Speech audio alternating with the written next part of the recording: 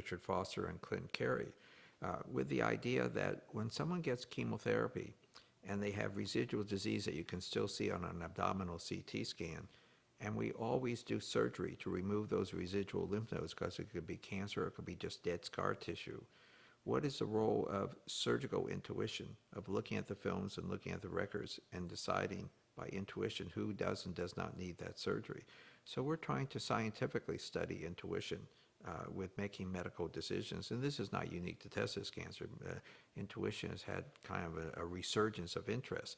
You know, intuition sounds a lot nicer than luck, but there's a certain amount of serendipity involved with what you do.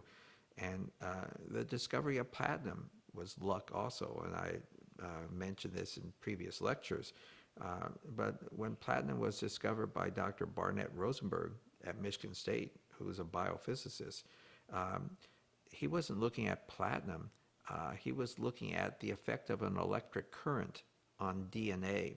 And so he set up a little aquarium, a little water bath solution, dumps the bacteria E. coli into that and runs his electric current to see the effect upon E. coli or the effect upon DNA. And it had this profound biological effect.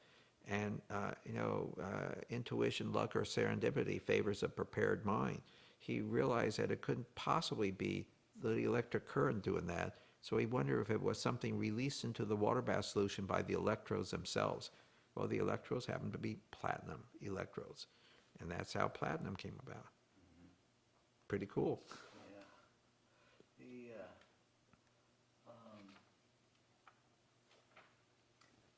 Speaking about, I guess, intuition and the whole idea of discovery, what attributes do you think go in, just globally, scientific discovery generally, what attributes,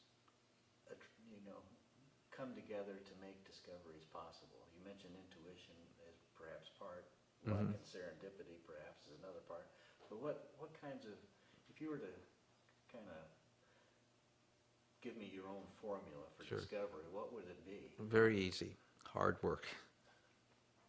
No one is intuitively bright enough to know what's going to work and what disease. And you do experiments, you do them over and over and over again, and this one doesn't work. Why didn't it work? And what can you do instead? And how can you redesign the experiment, whether you're doing a basic science in the laboratory or you're doing clinical? I've done lots of clinical trials that haven't worked. This one worked. We have a certain amount of luck or intuition, but I would have to tell you, when I joined the faculty in 1973, I thought we were going to cure small cell lung cancer just as easily as, let me rephrase that, I thought we would have success in small cell lung cancer just as easily as we would have success in testis cancer. I was right in that the same drugs were going to be used, but I was totally wrong in realizing that lung cancer is a very, very complicated disease with multiple mutagens involved, especially in the heavy smokers, whereas testis cancer is just a different phenotype than what we're dealing, genotype than what we're dealing with diseases like lung cancer. But it's work. No one comes to work and puts in an hour and says, this is how I'm going to cure colon cancer or something like that. It's reading the literature, attending meetings, doing experiments, doing clinical trials, working with colleagues, and no research gets done in a garage. As I mentioned, I was very lucky to be here at Indiana University. If I were doing like my father, a one physician person in Dayton, Ohio, working in my office, couldn't do that. Speaking about other physicians, you've been kind of a mentor and maybe a role model for many other researchers and physicians.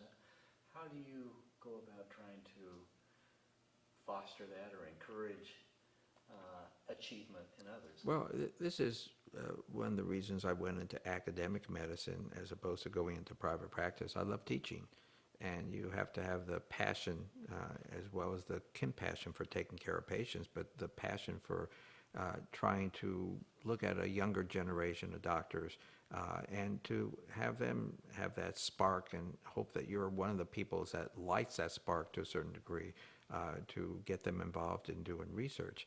I always tell our fellows who start July 1st with their first day of a 3-year